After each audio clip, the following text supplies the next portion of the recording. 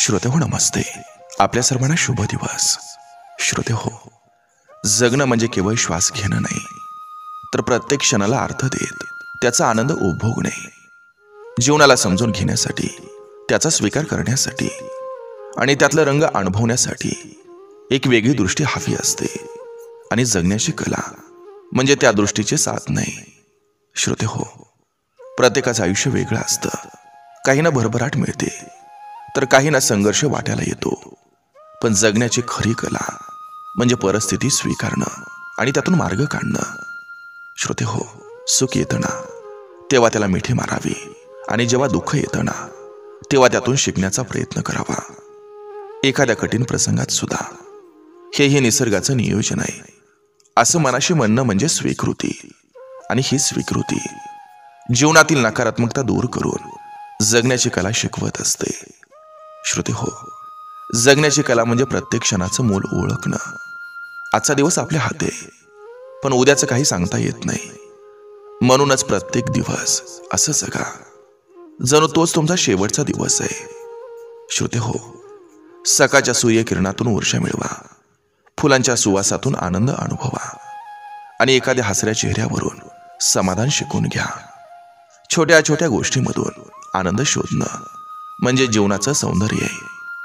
श्रोते हो, जगण्याची कला म्हणजे जीवनाचा प्रवास आनंदानं आणि समाधानानं पार करणं, दुःखातून शिकणं, आनंद साजरा करणं आणि प्रत्येक क्षण हा जिवंतपणे जगणं. हेच तर खरंच जगणं आहे. श्रोते हो, जगणं शिकण्याची संधी ही प्रत्येक क्षणी असते. फक्त ती अनुभवण्यासाठी आपलं मन मोकळं आणि आपलं डोळं उघडं ठेवायला हवेत. इतकं जरी आपण केलं तरी आपल्या जीवनाचा प्रवास हा सुखकर होत असतोय. बघा, पडतंय का? नक्की विचार करा. चला, आजही आपल्यासाठी सुंदर विचारांची ही शिदोरी, ही मालिका अशीच पुढे घेऊन आलोय. चला, करूया सुरुवात सुंदर विचारांना, सुंदर सुविचारांना.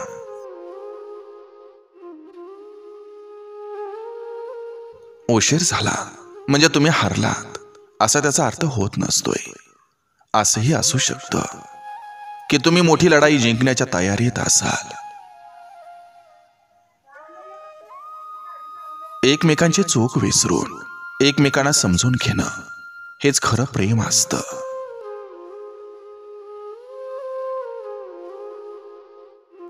हसून काहीतरी बोलत जा, हसून काहीतरी टाळत जा. खूप साऱ्या अडचणी आहेत आपल्या सर्वांनाही, पण काही निर्णय हे काळावर सोडून द्यायचा जा. कोणास ठाऊक उद्या कोणी हसवणारा भेटेल न भेटेल, म्हणून आजच त्याची कमतरता पुरी करत जा. आयुष्य खूप सुंदर आहे. एकमेकांना समजून घ्या आणि जीव लावा.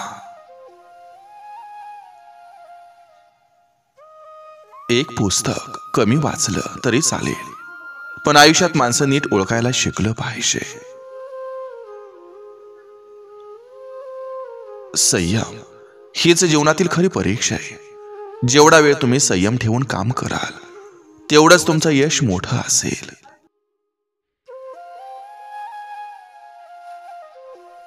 निगेटिव्ह लोकांपासून दूर राहा, कारण त्यांना प्रत्येक गोष्टीमध्ये प्रॉब्लेम दिसत असतो.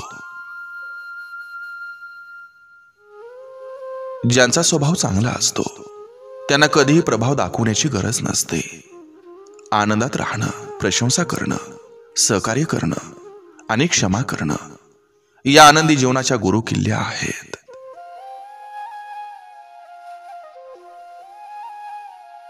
कोणतीही गोष्ट न चिडता न रागवता दुसऱ्याला सांगणं हे ज्याला जमलं त्याला आयुष्य जगायचं जमलं. कारण समोरच्यावर चिडणं हे खूप सोपं आहे, परंतु त्याचं मन न दुखावता त्याला ती गोष्ट सांगणं हे तेवढंच अवघड आहे. जे बोलतो ते शब्द असतात, जे बोलता येत नाही त्या भावना असतात, आणि जे बोलायचं असतं पण बोलता येत नाही त्या मर्यादा असतात.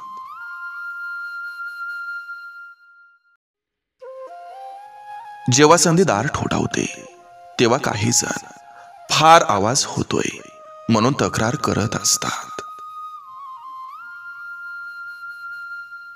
क्षमतेपेक्षा जास्त धावलं की दम लागतो, आणि क्षमतेपेक्षा जास्त धावायला सुद्धा दमच लागतो. स्वतःमध्ये बदल करायला शिका, कारण वर्ष दरवर्षी बदलणारच असतात. जीवनात 2च वाक्य लक्षात ठेवा. मनाप्रमाणे झालं तर ईश्वर कृपा, आणि मनाविरुद्ध झालं तर ईश्वरी इच्छा. दोन्हीमध्ये तुम्हाला समाधान नक्की मिळेल.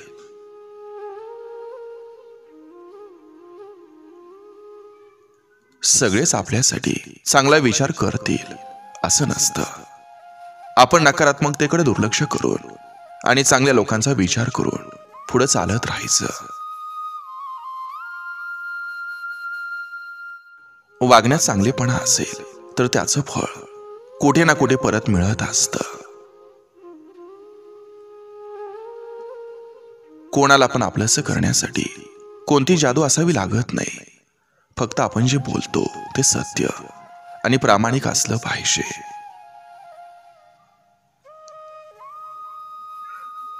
ओंजळीत घेऊन समुद्र कधी दाखवता येत नसतोय. निळ्याभोर गगनाचा अंत हा कधी लागत नसतोय. हातानं काढलेल्या फुलांना सुगंध कधी येत नसतोय. आणि खऱ्या मैत्रीपूर्ण भावनांचा उल्लेख कधी शब्दात करता येत नसतोय.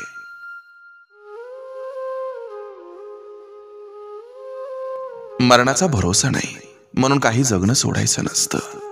आयुष्य खूप सुंदर आहे, फक्त आपण हसणं सोडायचं नसतं. दुःख तर येतात जातात, दुःखांना कवटाळून धरायचं नसतं. आज ना उद्या सुखाचेही दिवस येतील, आपण फक्त हसणं सोडायचं नसतं. हक्काची आपली माणसं खूप कमी असतात, त्यांना कधी विसरायचं नसतं. आलं डोळ्यात पाणी तरी आपण फक्त हसणं सोडायचं नसतं.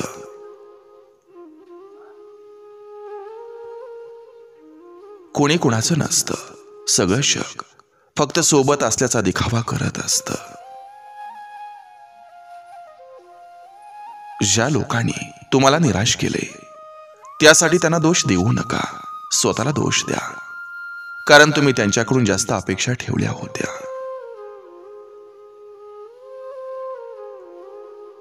माणसाच्या विचारातून माणसाची लायकी ठरते. विचारानंच माणसाचा कृष्ण होतो आणि विचारानंच माणसाचा दुर्योधन सुद्धा होतो. जे एकनिष्ठ असतात ते प्रत्येकासाठी वेडे नसतात.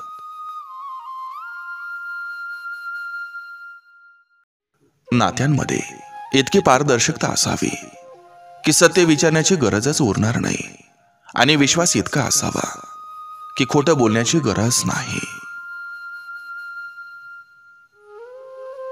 जीवनात आलेला प्रत्येक क्षण जगता आला पाहिजे, कारण प्रत्येक क्षणाचा आनंद हा सारखा नसतो.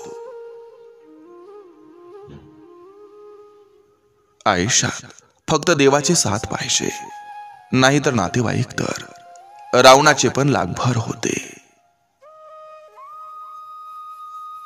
थोडा वेळ लागेल पण काहीतरी चांगलंच होईल, कारण माणसाची वेळ आणि दिवस हे खराब असतात, पण संपूर्ण आयुष्य नाही.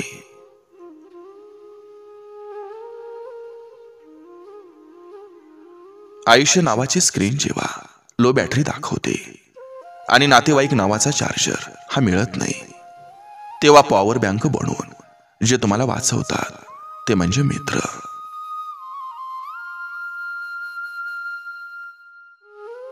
मन तर देवानं प्रत्येकाला दिले, पण दुसऱ्याचं मन जिंकता येणारं मन हे काही ठराविक लोकांनाच दिले. सुख दुःखात जास्त अंतर नसतं. जे मनाला भावतं त्याला सुख म्हटलं जातं, आणि जे मन स्वीकारत नाही त्याला दुःख म्हटलं जातं. संवादात होणारी सर्वात मोठी चूक म्हणजे आपण समजून घेण्यासाठी ऐकत नाही, तर उत्तर देण्यासाठी ऐकतो. शहाणपणाचं प्रदर्शन करणारा पोपट हा कायमचा बंदिवान होतो. व्यायामाला वेळ द्या, नाहीतर आजारपण तुमचा वेळ घेईल.